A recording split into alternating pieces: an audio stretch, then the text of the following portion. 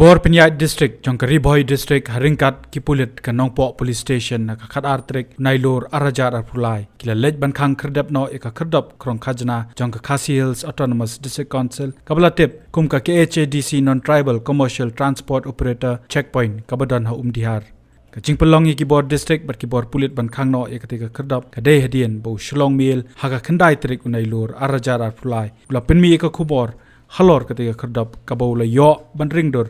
kum kasaki ba kumno kini ginong lum khajna ki lum naki kali ha ketika surok ba bat ban penyang ki ha pedeng ke surok ba kabaki lum arspa tingka nakawai ka kali ta kaba ai ka ruset henrei naka jing yetu jong kinong nya trok ki dan pat ki bom ai wat ya ka ruset badru bakin berngem berset ya kinong nya trok habakim ai Pisa Kipulet kila lej chakani ka jaka hapok ka jingyalam magistrate ba Eric Kevin Dakhar badban senran pat the officer in charge ka Nongpo Police Station uba DSR Lakyang badia kani lale adien ka jingyo jingmenjur no deputy commissioner ka district ka ba ka bor Penyait district ka shimba kita giba Penyait ka gate kila le bean namar tang ka NOC lani katakan no objection certificate naka National Highway Authority of India NHAI ruki klem pat yo Hakabai day bakate ka jaka kabadon kawai ka sem Kibor Penyait district kila Khang Tala badu banweng no eka signboard kaba penyang hapo kate ka jaka ka jingkali ka bangibo eka Khasi Hills Autonomous District Council KHDC bahaw no brio ka ai ban Penyait eka ka gate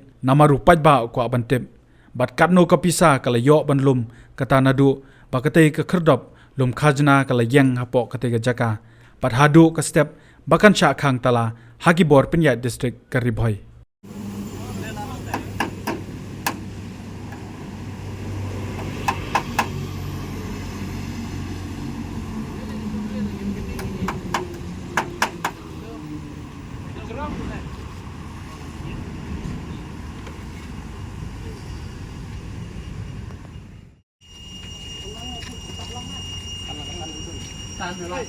Tan tambah emot ulang nih, pak.